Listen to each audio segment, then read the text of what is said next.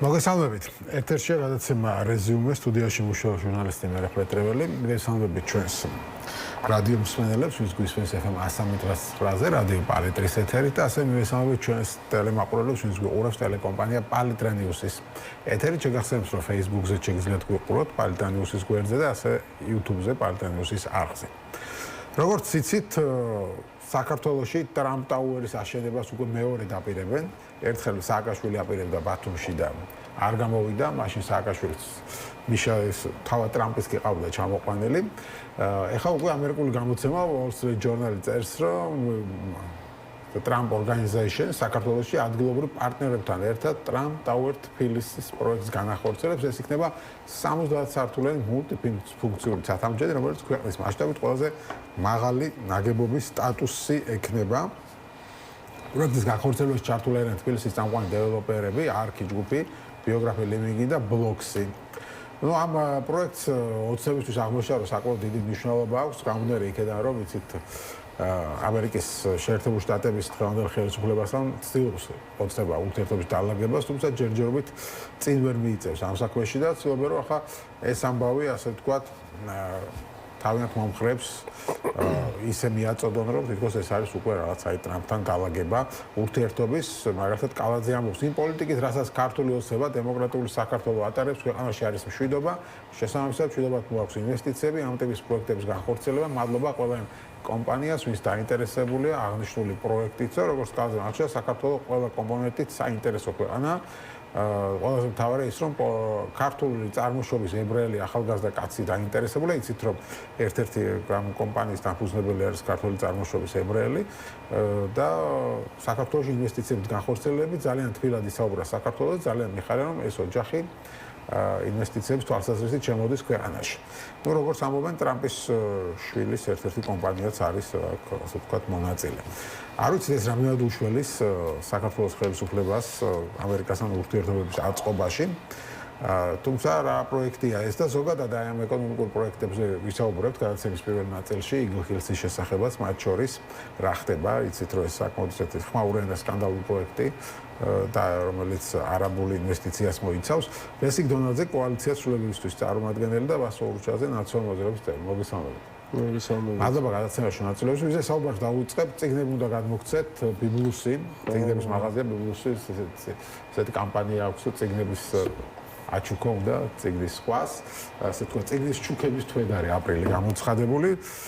ესე იგი, ბატონო ვასო, თქვენ გაჩუქებთ ნორმან ვინსტენ ჰილის პოზიტიური აზროვნების ზალა. ნაცებს პოზიტიური აზროვნება გჭირდება. დიდი მადლობა. სულ ნეგატივზე რო ხართ. ორიენტირებულები. ცოტა პოზიტიურად შეხედა. ახლა რა კარგი პროექტები არის. ეს გამოსამლობა ლურჯი ოკეანე ძალიან დიდ საქმეს აკეთებს. კი ბატონო. ხო და ნახავთ ახლა ამ პროექტებს რამდენად პოზიტიურად შექმნილ. თქვენ ბატონო ბესო უნდა გაჩუქოთ მორგან ჰაუზერის ფულის ფსიქოლოგია. ეხლა ფული არ ვიცი როგორ ახართ ფულთან, მაგრამ კორუფციულ საქმეებს ფსიქოლოგია ნიშნავს. კორუფციულ საქმეებს იკურებთ ხშირად. შესაბამისად გამოგადგება. იქნებ მაგ წიგნის მერე ამოხსნათ. ამოხსნელი უკვე და. მამდე მოდი დავიწყებ ახლა ვასოსკან და მართლა ეს კითხვა მაქვს თქვენთან. აი ამ პროექტებს ინვესტიციები აგერ ახლა ტრამპ ტაუერი აშენდება იგლ ჰილსი ამბავი. ამ პროექტებს უყურებ პოზიტიურად თუ არ უყურებ? ძალიან პოზიტიურად უყურებ, იმიტომ რომ თუ ისტორიულ პარალელებთან რაღაც კავშირებს აღვადგენთ 2011-ში ტრამპ ტაუერის მშენებლობა რო დაიგეგმა ბათუმში ერთ წელიწადში ხელისუფლება შეიცვალა და თუ იგივე პარალელებს გავავლებთ ერთ წელიწადში ანუ სრულდება გველოდება და კაის ნიშანი უნდა იყოს. საინტერესო კუთხე მოგიძებთ. ხო, არა, ისტორია ხო მეორდება. ამ შემთხვევაში შეიძლება გამეორდეს, ამორიცხული არ არის. მაგრამ ეს ხუმრობა იქით იყოს, თუმცა ჩვენ გვახსოვს მართლაც არათუ რაღაც ხელმოწერილი პროექტი, ამ შემთხვევაში რა თქმა უნდა ეს ხელმოწერა მნიშვნელოვანი არის, მაგრამ ბევრად უფრო მნიშვნელოვანი მოვლენა იყო, როცა თავად დონალდ ტრამპი ჩამოსული იყო ბათუმში, მისი პარტნიორი იმჟამინდელი იყო გიორგი რამიშვილი, იმ შეხვედრებს და არა მარტო შეხვედრებს, რა მთელი ბათუმი მოიარეს, მე მგონი მიხეილ სააკაშვილმა და დონალდ ტრამპმა და მახსოვს მაშინ ელექტრომობილით დახვდა მიხეილ სააკაშვილი და ელექტრომობილები მაშინ მთელ სოფლიოში იყო საერთოდ ახალი ინოვაციური ტენდენცია და თვითონ დონალდ ტრამპიც იყო გაუცემული რომ ეს რა ავტომობილიაო ეკითხებოდა და რატო გადაწყვიტე რომ ამით იმას მინდა ხაზი გაუსვა რომ საქართველოს პროგრესი და განვითარება ძალიან მაღალ დონეზე იყო. Nissan Leaf-ი კი, Nissan Leaf-ი იყო სხვათა შორის და ძალიან ესეთი გზავნილი იყო ეგეც რომ აი პროგრესი განვითარება თანამედროვე ტექნოლოგიები ან ძალიან სწორი გზით ვითარდებოდა საქართველოს და ფაქტობრივად პროექტ საფუძველი ჩაეყარა, ხო? ის რომ დონალდ ტრამპი თავად იყო ჩამოსული ბათუმში და თვითონ ეწრებოდა ამ ღონისძიებას და ამ პროექტის დაწყებას, ну, რა თქმა უნდა, იყო ძალიან დიდი პოზიტიური ნაბიჯი სხვა ინვესტორებისთვის, რომ დაინტერესებული იყვნენ საქართველოსი, ბათუმით, აი ტრამპ ტაუერის შენობა ხო არ არის მარტო სამშენებლო პროექტი. ეს არის მარკეტინგის შემადგენელი ნაწილი და მარკეტინგული თვალსაზრისით ქვეყანას და სახელმწიფოს ეხმარება იმაში, რომ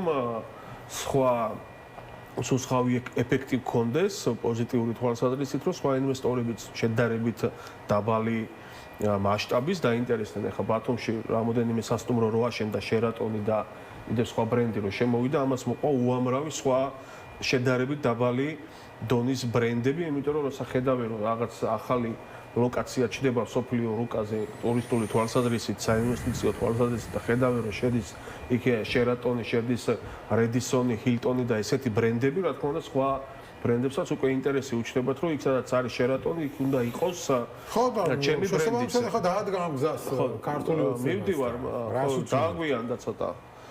მაგრამ მეორეს მხრივ ცუდი მოვლენა იყო ძალიან ის, რომ ხელისუფლება როგორც კი შეიცვალა, ერთ-ერთი პირველი პროექტი, რომელიც გაჩერდა იყო სწორედ აი ტრამპ ტაუერის მშენებლობა, იყო ბათუმის ტექნოლოგიური უნივერსიტეტის აშენებული უნივერსიტეტის უკვე გაუქმება და გადაკეთება, დღემდე რომ ფუნქციოთ არის, რაღაც ნაწილი დატვირთულია სასტუმრო კაზინოთი, რაღაც ნაწილი საერთოდ აუთვისებელი არის, ანუ ამხელა ინვესტიცია, ამხელა რესურსი ფუჭად იყო ჩადებული და სხვა უამრავი პროექტი, რომელიც გაჩერდა მას შემდეგ, რაც ხელისუფლებაში მოვიდა ქართული ოცნება ბიძინა ივანიშვილის ხელმძღვანელობით, ეს არის ცუდი.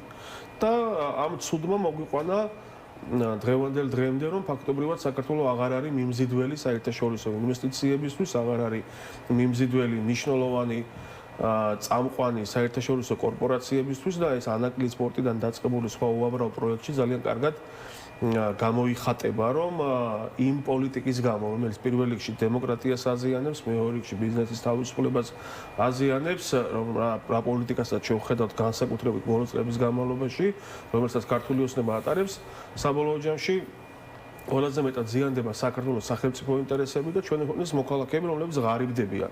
იმიტომ რომ მარტივად უნდა გვესმოდეს, თუ ჩვენ არ ვართ გლობალური ეკონომიკის შემადგენელი ნაწილი, თუ ჩვენ არ ვქნით დამატებით ღირებულებას სოფლიო ეკონომიკისთვის, ჩვენ ხო და აი დაიწვა, მაგას აამბობს სწორედ კალანძე საგან ამ შემთხვევაში ხო ცალსახა ეს არ არის კლასიკური ეს არ არის კლასიკური გაგებით კომერციული პროექტი, ხო, ყველა ხვდებით, რომ ამაც თან ახლავს პოლიტიკური ელფერი, იმ საგარეო პოლიტიკიდან გამომდინარე, რომელიც ბოლო წლების განმავლობაში აწარმოა ქართულმა ოცნებამ და ბიძინა ივანიშვილმა, რამაც ჩიხში შეგვიყვანა ჩვენ, ნუ ართ ფაქტობრივად იზოლირებულები გლობალური პოლიტიკური პროცესებისგან, აღმოჩნდით, ანუ ხო ერთია, ხო, ანუ არც რეალურად არსა და არ ვიმყოფებით დღეს რაღაცა რუსული გავლენების სფერო ვართ, გასაგებია, თუმცა ამაში პოზიტიური არაფერი არ არის, არც ერთი საქართველოს მოქალაქისთვის, იმიტომ რომ პირდაპირ მნიშვნელობით რუსეთი გვიყენებს თავისი სარგებლის და ინტერესიდან გამომდინარე და საქართველოს შემთხვევაში არანაირი სარგებელი არ არსებობს, გარდა იმისა, რომ რაღაც გარკვეული თილზე ჩამოსათვლელი კომპანიები არიან დაკავებულები სხვადასხვა პროდუქციის რეექსპორტით და ექსპორტით რუსეთში. ანუ ის რომ მასობრივად რაიმე სიკეთე მოქონდეს ამას საქართველოს მოქალაქეებისთვის, ხო, ფაქტობრივად არ არსებობს. არც ჩინური გავლენის და რაღაცა ჩინური ინვესტიციების ბუმი ვნახეთ ამ ქვეყანაში ბოლო წლების განმავლობაში, რასაც გვტირდებოდნენ, რომ ჩინური ბანკი გაიხსნება ეს რაღაცა იაფი და უფასო სესხები იქნება და ასე შემდეგ. ეს დიდი ტყუილი აღმოჩნდა. ამის დასტური არის ანაკლიის სპორტი.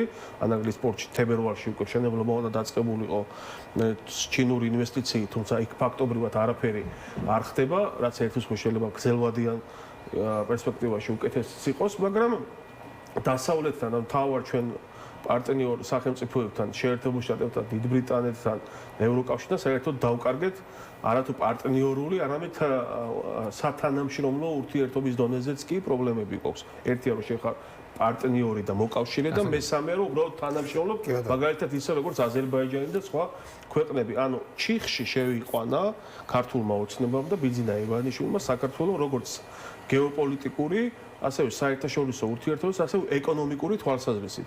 ეს მცდელობები არის ხავს ჩაჭიდებული პოლიტიკური ძალის გამოვლინება, რომ აი ახლა რაღაც ტრამპ ტაუერის შემოყვანით თითქოს და ბიძინა ივანიშვილი ას ურთიერთობებს გააღრმავებს დონალდ ტრამპთან. აი მეწმუნეთ, რომ ის რა პოლიტიკური შეცდომებიც დაუშვა ბიძინა ივანიშვილმა და ქართულმა ოცნებამ და რა არასწორი ნაბიჯებიც გადადგა ამ პრობლემის მოგვარება მსგავსი მიდგომებით და რაღაც მსგავსი ფეიქ საინვესტიციო შეთავაზებებით უბრალოდ წარმოუდგენელია. გასაგებია, თქვენ რას ფიქრობთ ამ პროექტთან დაკავშირებით? რეალურად ვინ აშენებს ტრამპ ტაუერს და რამდენად არის ეს რაღაც ესე ვთქვათ ხიდი მერე ამერიკასთან ურთიერთობის დავაგები ადმინისტრაციასთან? კიდევ ერთხელ მოგესალმებით მოწვევისთვის. მოკლედ, ტრამპ ტაუერის მშენებლობა ეს არის პროპაგანდა და პროპაგანდა საქართველოს მოქალაქეებს არწმუნებს იმაში და სურს რომ დაარწმუნოს, რომ ამ 70 სართულიანი შენობის აშენებით საქართველოს და ამერიკის ურთიერთობა დაალაგდება. სინამდვილეში რა მოხდა? სინამდვილეში არის ის, რომ სამი მშენებელი კომპანია, ეს არის არქი, ეს არის ბიოგრაფი და ბლოქსი და ეს სამივე კომპანია ქართულ ოცნებასთან არიან დაკავშირებულები, ორი შემწირველი არის და ერთი კარგად იცით ახლა ფხაკაძე მარტო სარეკლამო ბიზნესი რო ავიღოთ 25 წლიანი კონტრაქტი აქვს დადებული თბილისის მერიასთან და კიდევ სხვა ბევრი ხო ანუ აფილირებული არ არის ანუ ფაქტობრივად ქართულ ოცნებაში მყოფი ადამიანები არიან ხო ნუ მაგალითად არქი ვიცით რომ ყოფილი დეპუტატია მათი ნათესაური კავშირი ასევე წულაიას ძმას სახელმწიფო დაფინანსებით ბლოკის ქარხანა აქვს აშენებული და ასე შემდეგ მოგეთ ბევრი მაგალითი არსებობს საჯარო სივრცეში მათი ქართულ ოცნებასთან კავშირით ეს სამი კომპანია ჩავიდა ამერიკაში და ტრამპის ორგანიზაციისგან იყიდეს ბრენდი ძალიან მარტივად რო ვთქვათ ამ ბრენდის ღირებულება არის 1 მილიონიდან 5 შუამავალი დაჭრილი. კი, ძალიან ბევრი შუამავალი დაჭრილი და 1 მილიონიდან 5 მილიონ დოლარამდე არის გადასახდელი. ეს პირველადი შესატანი არის, ხოლო ამის შემდეგ პროექტის ღირებულების 3-დან 5%-მდე უნდა გადაუხადონ ტრამპის ორგანიზაციას. თუმცა აქ არის ერთი ძალიან მნიშვნელოვანი დეტალი. ტრამპის გაპრეზიდენტების შემდეგ ტრამპის ორგანიზაციას ძალიან ასე თქვათ მკაცრად გამიჯნული აქვს პოლიტიკა და ბიზნესი და არც ერთ ხელშეკრულებას არ დებს მთავრობებთან და პლუს თუ მისი პროექტი გამოყენებული არის და რომელიმე სახელმწიფო ან რომელიმე კომპანია გამოიყენებს ამ პროექტს პრეზიდენტ ტრამპთან დაკავშირებას ამ შემთხვევაში ტრამპის ორგანიზაცია წყვეტს იმ პროექტის განხორციელებას. ანუ ძალიან მკაცრად გაავლო ხაზი ტრამპის ორგანიზაციამ ტრამპის გაპრეზიდენტების შემდეგ. ასე რომ ამ პროექტის შესრულებას ბოლომდე უწერია თუ არა ანუ არ ვიცი კომპანია რომელიც ახსენეს ხო ტრამპ ორგანიზაციიდან როგორც ვთქვით ტრამპის ერთ-ერთ შვილთან ერიკ ტრამპთან არის ხო დაკავშირებული. მათ საგვარეულო ბიზნესი არის და სოფლიოში არსებობს ქალაქები, სადაც არანაირი ინვესტიცია არ განუხორციელებია ტრამპის ორგანიზაციას, უბრალოდ მათმა იყიდეს ბრენდი. მაგალითად, როგორც არის რედისონი, ინის ქსელი და ასე შემდეგ და ასე შემდეგ. ანუ ბრენდში გადაიხადეს. ხო და აი ამ გავლით ახლა ეს ხო ყრისთვის კეთდება ხა, ხო? თუ პოლიტიკურად შევხედავთ, რომ აი ამ ახლა ბიზნესმენები გავიდნენ ტრამპის შვილზე, მის კომპანიაზე, მათგან მისგან იყიდეს ბრენდი. ანუ ახლა ტრამპის შვილთან რაღაც ურთიერთობა აწყვეს, ან ფაკაძემ წულაიამ და ვიღაცება და მე ამ ტრამპის შვილის ყველაზე მოკლე გზა არის, რომ ტრამპამდე მიხვიდე ასე. ანუ ძალიან მოკლე პოლიტიკურად. არა, არ გამოვა? არა, ვერანაირად ვერ გამოვა, ძალიან მოკლე ჭკუით არის ეს გადაწყვეტილი, რომ ეხლა რაღაცა ტრამპის სახში რომ მივა, თავის რაღაცა შვილი სახში რომ შეიკრიბებიან ერთად, შვილი იტყვის, რომ აი ივანიშვილის მიწაზე ვაშენებ, ანუ არა, არ შეიკრიბებიან, მაგრამ დააბარებენ, რომ მიდი უთხარიო. ეს არ ხდება. რომ დაგველაპარაკოსო. ეს არის სრული აბსურდი ხალხო, ანუ ესენი თვითონ უყურებენ ესე, ანუ თვითონ როგორც უყურებს ბიძინა ივანიშვილი და როგორც თვითონ ცხოვრობს, რომ მისი შვილი რომ მოვიდეს და ვიღაცაზე უთხრას, რომ აიცი რა არის, აი ამას რაღაცა ესჭირდება და ანუ ესე არ ხდება, იქ ამერიკა და ძალიან კაცრად არის გავლებული. ხო, ანუ ძალიან კაცრი ხაზები არის, ხო, ბიზნესსა და სახელმწიფოს შორის და ასევე პარტიასა და სახელმწიფოს შორის, ხო, ანუ ეს უნდა ვიცოდეთ, ანუ ესე მარტივად ვერ ლაგდება. ეს არის პროპაგანდისთვის გამოყენებული.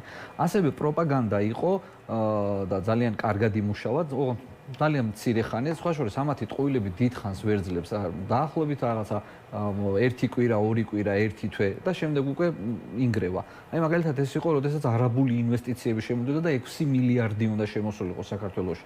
არანაირი 6 მილიარდი არ შემოვიდა. პირადად მე ჩავატარე ექსპერიმენტი, დავრეკე აი იგლ ჰილსში და მითხრეს რომ ჩვენ ვისაუბრეთ. კი. და მე შემომთავაზ, არა, როგორ არა, მომყიდეს, კაცო შემოიტანე $3,000 იყო კვადრატული და მე უნდა რაღაცა წინასწარი შენატანები განმიხორციელებინა რაღაც წელიწად ნახევრის განმავლობაში, ზუსტად ისეთივე პირობები, ზუსტად იდენტური პირობები, როგორი პირობებითაც დღეს საქართველოში მშენებელი კომპანიები აშენებენ корпуსებს. ანუ ზუსტად იდენტური, არანაირი განსხვავება. ინვესტიცია რა არის? ინვესტიცია არის, როდესაც უცხოური კომპანია საქართველოში შემოდის, თქვა რომ მარტო ბინები ხო არა, სასტუმრო აქვს ასაშენებელიო, ტერიტორიები ამოსაწყობი, იახტ-კლუბია, გასაკეთებელი რაღაცები და ამაში დახარჯავენ ფულს. სადაც ყოფენ იახტ-კლუბს? გონიოში.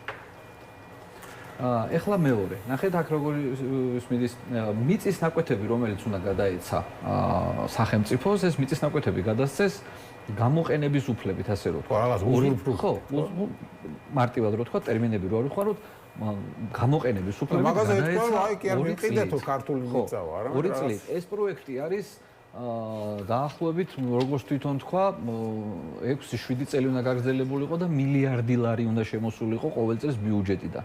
ანუ ახლა მოდი წარმოვიდგინოთ, ცოტა უფრო კონკრეტულად ჩავიდეთ. თქვენ, აი მე მეტრეველი იყიდით ისეთ ბინას ან სასტუმროში ნომერს, რომლის მიწაც თქვენ არ გეკუთვნით? ანუ მიწის ნაკვეთი ხო საერთო სარგებლობის არის корпуსი რო შენდება, იქ ყველას ეკუთვნის მიწის ნაკვეთი. და თქვენ წარმოიდგინეთ, რომ ამ ადგილას აშენდება სახლი, სადაც შეიძენენ ბინებს სხვადასხვა ადამიანები, ოღონდ ეცოდინებათ, რომ ეს მიწა ეკუთვნის სახელმწიფოს და მათი არ არის. ანუ ესეთი პირობით ვინ ჩადებს ფულს, ან საერთოდ ვინ იყიდის? ანუ ძალიან ბევრი ტყუილი თქვეს ამ არაბულ ქალაქთან დაკავშირებით და რეალურად ინვესტიცია არ განხორციელებულა. ისე იმად გამოჩნდა, რომ სახელმწიფო პროპაგანდისტული არხები წინა კვირას ატრიალებდნენ სიუჟეტების შესახებ, რომ არაბები ინვესტორები უკმაყოფილო არიან, რომ ოპოზიციაო თავს ესხმისო და ამ პროექტის მიმართ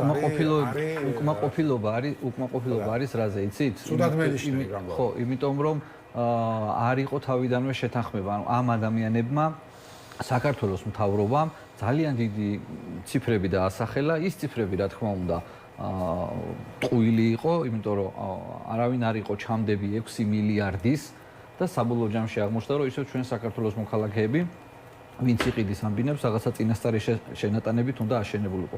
ზოგადად ინვესტიციის შემოსვლა საქართველოს ნიშნავს, რომ ჩამოდის ინვესტორი, რომელიც ფულს ჩამოიტანს და ჩადებს, ააშენებს რაღაც, არ ვიცი, სასტუმრო იქნება, წარმოება იქნება, არა აქვს მნიშვნელობა, რომ ანუ ფულის შემოტანა, აქ პირიქით არის, ფული გადის. არავინ არ იცის ეს თანხები, ამ თანხების ბოლო ბენეფიციარი ვინ იქნება, ანუ ბოლო მიმღები ვინ იქნება. ასევე გასარკვევია ის, რომ ბინების გაყიდვის წილში არის სახელმწიფო, ანუ ეს ბინები რო აშენდება და გაიყიდება, ხო დასრულდა ეს პროექტი. ანუ გრძელვადიანი, კი არა, მოკლევადიანია, გაიყიდა ბინა და დასრულდა. ხო, აქ ასევე კობახიძეს არ უთქვამს და არც არავის განცხადება არ მოგვისმენია, აი სასტუმრო და რესტორნები რო აშენდება, ანუ იმ სასტუმროების და რესტორნების წილში რჩება მერე საქართველოს, ანუ საქართველოს ბიუჯეტში მერე შევაუკე ფული იმ სასტუმროების მუშაობის, ანუ აი ბევრი დაუზუსტებელი და ბევრი ტყუილი იქნა ნათქვამის სხვადასხვა პერიოდში, სხვადასხვა მინისტრების დროს. და საბოლოო ჯამში გაირკვა, რომ არც 6 მილიარდიანი ინვესტიცია გვაქვს.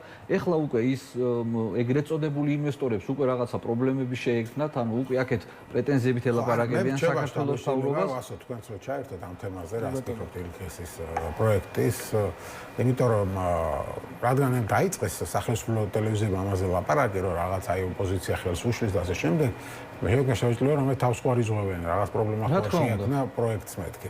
ну როგორც ჩანს ხა მე რა დაახლოებით როგორ რაღაცას უყურე ხედავ იცით ის რო ჩამოვიდა შეიხი ხო თუნც იყო ივანიშვილო შეხვდა დიდი პიეტეტით სავარაუდოდ მას დაპირდნენ რომ აქ მე ვარ უფროსი ალბათ უთხრა ივანიშვილმა და ყველაფერი კარგად იქნება არანაირი პრობლემა არ გექნება ამ კაცმა ხა დაიწყო პროექტი და უცებ აღმოჩნდა რომ ოპოზიცია დარბის აქციებს ატარებს ხალხი ყვირის ვიღაცები რაღაცებს აკეთებენ და ესე იმიჯი ილახება რა ივანიშვილი დაპირდა რომ მე ვარ აქ უფროსი და ეგ ვიღაცები დარბიან და რაღაცებს ხმაურობენ იქ და ხელი შეშლას ცდილობენ და ეს როგორ ხო აი ამ კუთხითაც რო შევხედოთ ხო ხა პოლიტიკური კუთხით ამ პოლიტიკური კუთხით მაგადამ ინვესტორებმა ნახეს რომ ამ ხელისუფლებას პრობლემები აქვს საერთაშორისო ასპარეზზე და ამ ადამიანებმა ინვესტორებმა ნახეს როგორც მასთან არის რომ ხა შეიხი რომ იტყვის რომ აქ პრობლემა არ შეგექნება ესე ვერ მოხდა აქ თუ არგუმენტი შეიძლება იყოს აქციები და რაღაც ერთი აქცია ჩატარდა მე მგონი ხო სინამდვილეში რა მეტი არაფერი ანაკლიის პორტის საწინააღმდეგოდ რამე ჩატარდა აქცია რატო არ დაიწყო ანაკლიის პორტის მშენებლობა თებერვალში ჩინური ინვესტიციით იმ მიზეზით არ დაიწყებს არაბული ინვესტიციით საქართველოში არავინ არანაირი პროექტის მშენებლობას. იმიტომ რომ ამერიკის შეერთებული შტატების მიერ სანქცირებულ ადამიანთან ურთიერთობა არავის არ სურს. ეს არის მოცემულობა, ეს არის თელ სოფლიოში კარგად გავრცელებული და აპრობირებული მდგომარეობა ბიზნესში და ეკონომიკაში. ამერიკის შეერთებული შტატები რო გასანქცირებს, შენ ხარ უკვე მიუღებელი მთელი ცივილიზებული სამყაროსთვის და იმ სამყაროსთვისაც რომელსაც შეხება და პარტნიორობა აქვს ცივილიზებულ სამყაროსთან, იქნება ეს არაბული სამყარო თუ ჩინური. ან მარტივად არის ყველაფერი. ეს პროექტი და როგორ შეიძლება საერთოდ რაიმე სახის ინვესტიცია იყოს ცუდი. და ეს პროპაგანდა, რომელიც ესე მგონია რომ თავად მათ მივერმე იყო რაღაც ესე თქვა ჩანე არ ვიცი რა რაღაც ხელი შეუწყოს რომ აი რაღაც არაბიზაცია და ჯერ ხო წარმოადგენდა საერთოდ არაბულ სამყაროზე უნდა გქონდეს რომ ეგეთ ტერმინებს იყენებდე. აქ საუბარი არის არაბთა გაერთიანებულ საემიროებზე. არაბთა გაერთიანებულ საემიროებში თვითონ 9% ცხოვრობს არაბი, დანარჩენი არის ჩასული ემიგრანტი მომსახურების სფეროში. ხა დუბაიში თუ იმე ნავყოფი არ არის საჭირო მოგზაურობა ინტერნეტში შეგიძლია ნებისმიერი ინფორმაცია მოიძიო და ნახო. ანუ რა როგორ შეიძლება წარმოიდგინო ადამიანმა რომ ეხლა 9% რომელიც დუბაიში ცხოვრობს არაბი დატოვებს დუბაის და ჩამოვა საქართველოში საცხოვრებლად და აქ დაიწყება არაბიზაცია, ხო? ანუ ეს პროპაგანდა თავიდან ბოლომდე არის ჩემი აზრით თავად ქართული ოცნების მიერ ვერ შექმნილი რაღაც ოპოზიციური პარტიები აქტიურობენ. ხო, არ ვიცი თუ ვინმე აქტიურობს, ანუ პრობლემა არის, იმიტომ რომ ეხლა ეგ ამ ნაწილში რო აი რაღაც არაბიზაცია და აი არაბული ინვესტიცია, ან რომელიმე ინვესტიცია თუ ის ტრულად განწყობილი სახელმწიფოდან არ მოდის და კონკრეტულად რაღაც სტრატეგიული ობიექტების ხელში ჩაგდებას არ გულისხმობს, როგორ შეიძლება ინვესტიცია იყოს ცუდი, როგორ შეიძლება ადამიანები რო დასაქმდებიან, სამუშაო ადგილები რო შეიქმნება, ეკონომიკაში დამატებით ფული რო შემოვა. პრობლემა ერთი გვაქვს, ეს არის ყველაფერი ბლეფი და ტყუილი, დაწყებული რა, აი მე თქვენ გეკითხებით, ეხლა თქვენ ობიექტური შემფასებელი ხართ, ზოგადად ჩემი აზრით ერთ-ერთი ყველაზე ობიექტური შემფასებელი ხართ ქართული პოლიტიკური პროცესების და სხვადასხვა მიმდინარე საკითხების. რა გაკეთდა აი ამ 13 წლის განმავლობაში, რომელი პროექტი განახორციელა ქართულმა ოცნებამ, ისეთი მასშტაბური, რომ ჩვენ გქონდეს რაიმე სახის რწმენა და მოლოდინი და დამაჯერებლობა იმისა, რომ აი თუნდაც ეს ბოლო პროექტები განხორციელდება. ეს სამი პროექტი დამისახელეთ. არ ვიცი, ხა ქართული ოცნება უნდა მოიყვანო და დაასახელებინოთ. რიკოთი მახსენდება? ხო, ნუ რიკოთიც არის პროექტი, რომელიც ანუ არც ერთი სახელმწიფოს ან ეს არის დაწყებული საერთაშორისო პროექტი, რომელიც 2017 წელს უნდა დამთავრებული იყოს სრულად წითელი ხიდიდან სარფამდე და 2026 წელიადან მადლობა ღმერთს რომ რიკოთი დავასრულეთ როგორც იქნა, თუმცა სამტრედის ხიდი კვლავ ჩანგრეულია, ესე ვთქვათ წითელ ხიდამდე მისასვლელი მაგისტრალი კვლავ არ არის. ბათუმის შემოვლით ისევ პრობლემები აქვს, სარფამდე, ანუ აღარ გავაგრძელებ, იმიტომ მთელი გადაცემა დაგვჭირდება იმ პრობლემებზე სასაუბრებლად, რაც უკავშირდება საავტომობილო ინფრასტრუქტურას. ანუ მანდ შეგვიძლია ვთქვათ, რომ კატასტროფული მაჩვენებელი გვაქვს ის, რომ რიკოთი გაკეთდა და მორჩა ეს პროექტი არ ნიშნავს იმას, რომ რაღაცა წარმატებები აქვს ქართულ ოცნებას ამ მიმართულებით და უამრავი კორუფციული кейსია. ანუ თქვენ ამბობთ, რომ უბრალოდ არ განხორციელდება ეს პროექტი. ჩვენ ვამბობთ, რომ ეს არის უბრალოდ ბლეფი თავიდან ბოლომდე, ესე ვთქვათ, რაღაც მარკეტინგული პროპაგანდისტული, რომ აი თითქოს დღის წესრიგის შექმნის გამო, ანუ აი რაღაც პოლიტიკური შიდა ბაზარზე გათვლილი დღის წესრიგის შესაქმნელად რაღაც ორი მხარის გამოკვეთა, აი წარმოვიდგინეთ ხო, ეხლა დღეები გრძელდებოდა და უყურებდით, რომ მიდიოდა დისკუსია და მსჯელობა, ხელისუფლება ამბობდა, რომ ვაპირებ 6 მილიარდიანი ინვესტიციის შემოტანას და მეორე მხარე ამბობდა, რომ ეს არის ცუდი. და წარმოვიდგინეთ, ეხლა ქვეყანაში სადაც არის სიღარიბე, კორუფციაში ვიხჯობით, საერთაშორისო დონეზე ვართ იზოლირებულები, მთელი გეოპოლიტიკური პროცესებისგან, არსად არ ვართ საერთოდ, ანუ არც რუსეთში ვართ, არც ჩინეთში ვართ, არსად არა ვართ, იმიტომ რომ საბოლოო ჯამში არავის სტრატეგიული რუსეთის გავლენის სფეროში ვართ, მაგრამ სტრატეგიული პარტნიორები ვართ დღეს რუსეთის. რამე რომ წერილო დაგეცხას, რუსეთი დაგიცავს დღეს?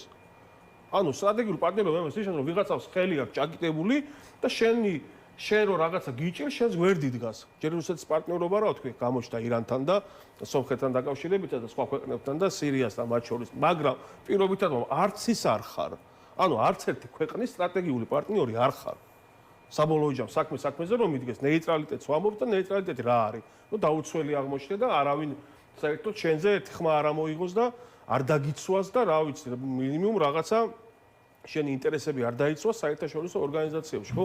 ძალიან შორს წაგვიყვანს ეს ყველაფერი და ეს არის თავარი პრობლემა, რომ ამ მდგომარეობაში ვიმყოფებით, თორე არა ის, რომ ინვესტიცია კარგია თუ ინვესტიცია არის ცუდი. ნებისმიერი ინვესტიცია არის კარგი, უბრალოდ ყავს ცუდი ხელისუფლება, რომელიც არ ატარებს შესაბამის რეფორმებს, ქვეყანაში აზიანებს დემოკრატიას, დევნის ოპოზიციას, დევნის ტელევიზიას, ასახიჩრებს მომიტინგეებს, ურტყავს საქართველოს მოქალაქეებს, ეს არის პრობლემა და არა ის, რომ ინვესტიცია ერთიანდებაში გეტყვი მე რა ნახე,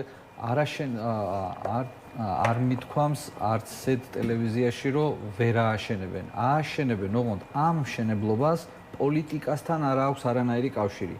ტრამპ ტაუერის აშენებას არ აქვს კავშირი ამერიკის მთავრობასთან ურთიერთობის დალაგებას. იგლხილს რაც შეეხება, ეს მშენებლობა განხორციელდება, ოღონდ განხორციელდება ჩვეულებრივად და ესეთი წინასწარი შენატანებით და არანაირი 6 მილიარდიანი ინვესტიცია ვერ იქნება. ოღონდ მშენებლობის წინააღმდეგი არ არის არავინ არასდროს.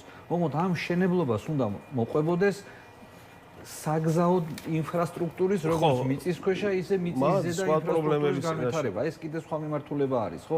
ანუ სადაშენებენ ამ ტრამპ ტაუერს. გარგაულიათ მაინც, ხო? სადაც არ უნდა აშენო 70 სართულიან შენობას, რომ ერთი 6 მეტრიანი სიგანის გზა ექნება გამოსასვლელი, ანუ ეგ არ არის კარგი. ქართული ოცნების ხელისუფლების დროს ნებისმიერი კარგი მშენებლობა ქალაქ თბილისს გადაექცა ტვირთად. იმიტომ რომ ამ მშენებლობებს არ მოყვა შესაბამისი განვითარება ინფრასტრუქტურის. ანუ რომელიმე ქალაქში ან რომელიმე ქვეყანაში ინახეთ რომ მშენებლობები მიდიოდეს და არ ვითარდებოდეს ინფრასტრუქტურა. ესტაკადები არ შენდება, ხიდები არ შენდება, საპარკინგო სივრცეები არ შენდება და რანაირად შეიძლება რომ ის მშენებლობა იყოს კარგი და ქალაქს მოუტანოს განვითარება. ვერ მოუტანს, ტვირთი გახდა, გაიჭედა ქალაქი, ვერ მოძრაობს, მანქანების გამლადობა შეჩერებული არის. მოქალაქე ვერ გამოდის, ვერ აჩერებს, იმიტომ რომ პარკინგი არ არის. საპარკინგო სივრცეები იმის მაგალითად რომ გაიზარდოს, მოიკლო 32,000-დან ჩამოსული არის 28,000. ანუ 4,000-ით კიდე შემცირდა. მადლობა დიდი განაცემებისთვის. მესიკ დონაძე და ვასო ურუშაძე იყვნენ ჩვენი სტუმრები. დაგვალოდეთ რეკლამის შემდეგ ჩვენ უკვე ვისაუბრებთ თემაზე. ერევა თუ არა ხელისუფლება პატრიარქის არჩევნების საკითხში, როგორც ისიც ორმაყ მღვდელმთავარმა გასულ უქმეებზე ხელისუფლებას მოუწოდა რომ არ ჩაერიონ. მაშასე დაბრუნდით ჩვენ ეთერში და როგორც გითხარით, გადაცემის ამ ნაწილში პატრიარქის არჩევნების საკითხს დაუბრუნდებით, როგორც გაირკვა სინოდის ხტომა, სადაც ახალ პატრიარქს აირჩევენ, შეიძლება მაისში ჩატარდეს ან მაისშიც არა, ზუსტად თარიღი ჯერჯერობით უცნობია. თუმცა უკვე ასე ვთქვათ, ბევრი განცხადება კეთდება მღვდელმთავრების მხრიდან და ამ უქმეებზე ორმა მღვდელმთავარმა გააკეთა განცხადება და საინტერესო ორივე მიმართა ხელისუფლებას, რომ არ ჩაერიონ არჩევნებში. მაგალითად, მარნეულისა და ხუჯაბის ეპისკოპოსი გიორგი ჯამდელიანი სოციალურ ქსელში წერს: მინდა ვიმართო ხელისუფლებას და ვთხოვო, ნუ ჩაერევა საპატრიარქო არჩევნებში ნურავის სასარგებლოდ. პირიქით დაიცვას უსაფრთხოება მომავალი გაფართოებული საეკლესიო კრების, რათა შევძლოთ მშვიდობიან გარემოში შეკრება და ღვთის შემწეობით არჩევანის გაკეთებაო. როგორც გითხარით, ამის შესახებ განაცხადა მარნეულისა და ხუჯაბის ეპისკოპოსმა გიორგი ჯამდელიანმა სოციალურ ქსელში დაწერა. როგორც ის აღნიშნავს, დანიშნულმა პატრიარქმა შესაძლოა დიდი განსაცდელის წინაშე დააყენოს ეკლესია და განხეთქილებამდეც კი მიგვიყვანოს. შესაძლოა ნებისმიერ ადამიანს, მათ შორის ხელისუფლების წარმომადგენლებსაც გააჩნდეთ ერთგვარი სიმპათია რომელიმე კანდიდატის მიმართ. და ეს სრულიად ნორმალურია, რადგან ისინი ჩვენი ეკლესიის შვილები არიან, თუმცა ყოველად დაუშვებელია. ირიბადაც კი ამ პროცესში ჩარევა. მოციქულთა 30-ე კანონი ბრძანებს, ეპისკოპოსი, რომელიც საერო მთავრებს დაიხმარებს და მათი შემწეობით მიიღებს ძალაუფლებას, განკვეთილ და განყენებულ იქნეს. ასევე ყველა მისი თანამზრახველი. კანონის თანახმად ეპისკოპოსების, პატრიარქების გამორჩევის უფლება ყოველთვის ეპისკოპოსთა კრებას ეკუთვნოდა. ამაზე საუბრობს მეშვიდე მსოფლიო კრებადან, ასე შემდეგ. საკმაოდ გრძელი არის ეს პოსტი, მაგრამ აზრი გასაგებია, რომ ხელისუფლებას ფაქტობრივად აფრთხილებს მარნეულის ეპისკოპოსი, რომ უკეთესი იქნება თუ არ ჩაერევა არჩევნებში. დაახლოებით იგივე შინაარსის განცხადება გააკეთა მეუღლე იაკობმა ბოდბელმა. ჩვენ შეგვიძლია ამ განცხადების ვიდეო ვნახოთ. ეხლა და შემდეგ უკვე დავბრუნდებით სტუმართან ერთად ეთერში.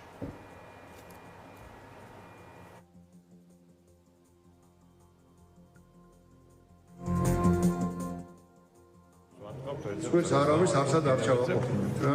აი ამ შემთხვევაში უკვე კარგად გაიხმარებინოს ყველა. ჩვენ გვეცოდინება ზუსტად პარკირების მაგის გარანტები ჩვენ და ზუსტად იმ ადგილას მივალთ. პატრიარქს ავირჩევ. ჩვენი თავირჩევ. თული გარედან დანიშნული არ გვეყოლება.